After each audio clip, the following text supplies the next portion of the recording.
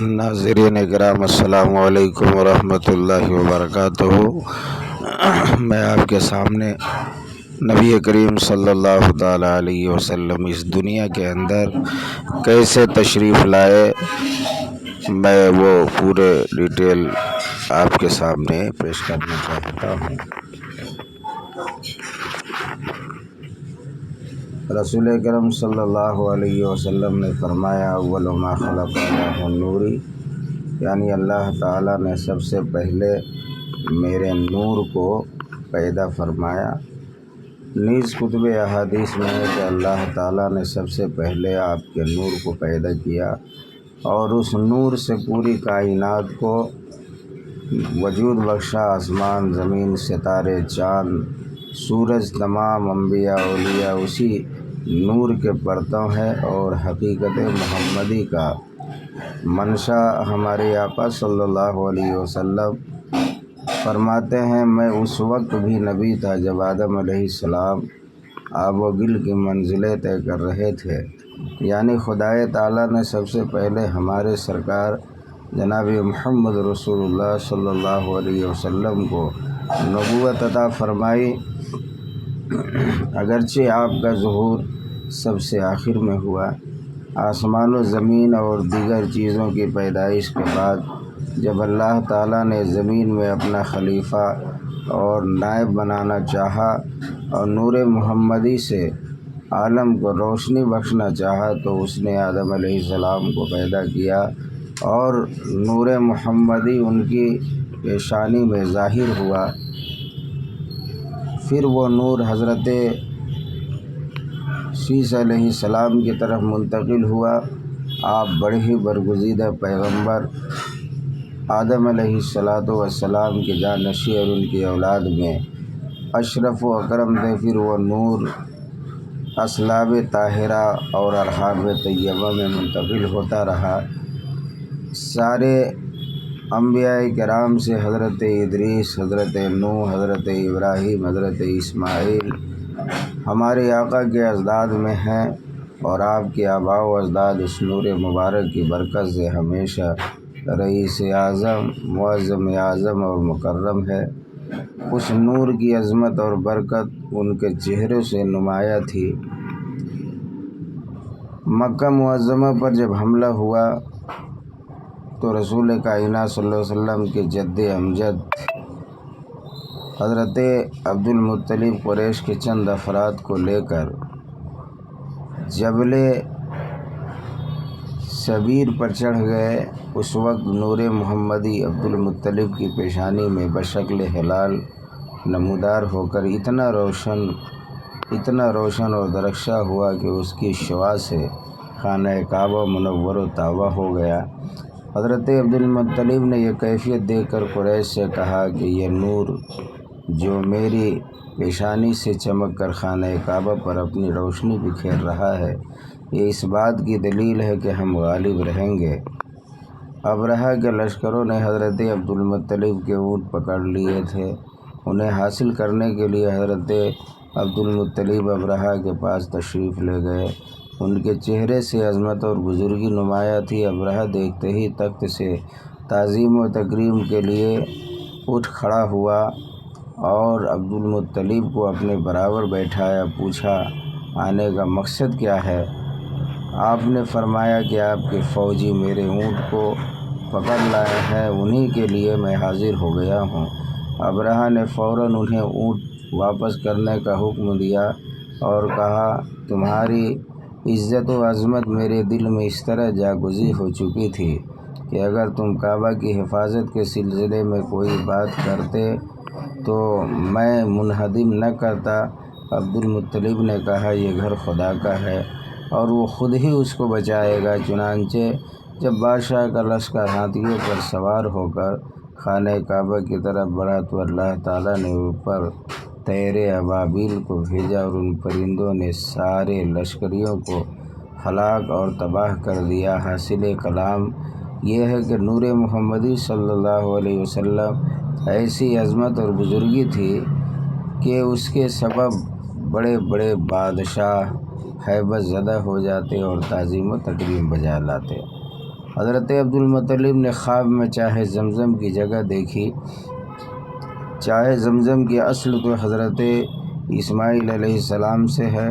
جب ان کے والد حضرت ابراہیم علیہ السلام انہیں اور ان کی والدہ حضرت حاجرہ رضی اللہ تعالی عنہا کو بے آب و گیا میدان میں بحکم الہی چھوڑ آئے اور گزارے کے لیے ایک مشک پانی اور کچھ فوارے دے گئے۔ پانی ختم ہونے کے بعد حضرت اسماعیل علیہ السلام بے قرار ہوئے تو اس وقت حضرت جبریل علیہ السلام کے پر مارنے سے یہ پانی نکلا اور حضرت حاجرہ نے اسے گھیر دیا تو اس کی صورت ایک کنویں کی ہو گئی۔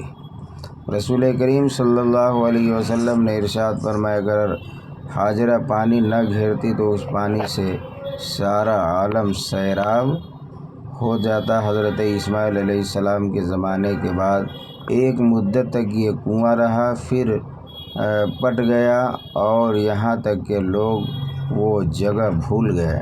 حضرت عبدالمطلب نے وہ جگہ خواب میں دیکھی اور اسے کھودنے کا ارادہ کیا تو قریش نے رکاوٹ پیدا کر دی اور لڑائی کے لیے آمادہ ہو گئے۔ اس موقع پر حضرت عبدالمطلب کا کوئی تعاون نہ تھا، کوئی معاون نہ تھا، ان کی اولاد بھی ایسی نہ تھی جو ساتھ دے سکے، صرف ایک بیٹا تھا اور وہ حضرت عبدالمطلب قریش سے لڑے، بفضلہ تعالی غالب ہوئے، چاہے زمزم کی کھدائی شروع کر دی۔ اس دن حضرت عبدالمطلب کو قلت اولاد کا کافی رنج ہوا۔ انہوں نے منت مانی کہ اگر میرے 10 بیٹے ہوں اور میں چاہے زمزم کھود نکالنے میں کامیاب ہو جاؤں تو ایک بیٹے کو قربان کر دوں گا۔ اللہ تعالیٰ نے حضرت عبدالمطلب کو 10 بیٹے دیے، انہوں نے چاہے زمزم بھی برآمد کر لیا۔ تب حضرت عبدالمطلب نے منت پوری کرنے کے لیے بیٹے کی قربانی پیش کرنا چاہی۔ تعین کے لیے قرعہ اندازی ڈالا گیا، نام حضرت عبداللہ کا نکلا۔ حضرت عبدالمطلب حضرت عبداللہ کا ہاتھ پکڑ کر قربان گاہ کی طرف لے گئے اور قربانی کرنا چاہا، لیکن قریش مانع ہو گئے۔ چونکہ حضرت عبداللہ کی پیشانی میں نور محمدی جلوہ گر تھا، اس لیے آپ کی خوبصورتی کا جواب نہ تھا۔ انہیں سب چاہتے تھے، بھائی بھی انہیں چاہتے تھے۔ حضرت عبداللہ بھائی نہیں چاہتے تھے کہ حضرت عبداللہ ذبح ہو۔ آخر کار یہ معاملہ ایک کاہنہ کے پاس گیا۔ اس نے کہا کہ اس طرح قرعہ ڈالو کہ 10 اونٹوں کا نام لکھو اور عبداللہ کا نام لکھو، اگر اونٹوں کا نام نہ نکلے تو 10 اونٹ اور بڑھاؤ اور بڑھاتے جاؤ یہاں تک کہ اونٹوں کے نام قرعہ نکلے۔ حضرت عبداللہ نے ایسے ہی کیا، ہر بار حضرت عبداللہ کا نام قرعہ میں نکلتا، یہاں تک کہ جب 100 اونٹ کی گنتی پوری ہو گئی تب اونٹوں کا نام نکلا۔ حضرت عبداللہ نے اونٹوں کی قربانی پیش کی اور نذر کو پوری کیا۔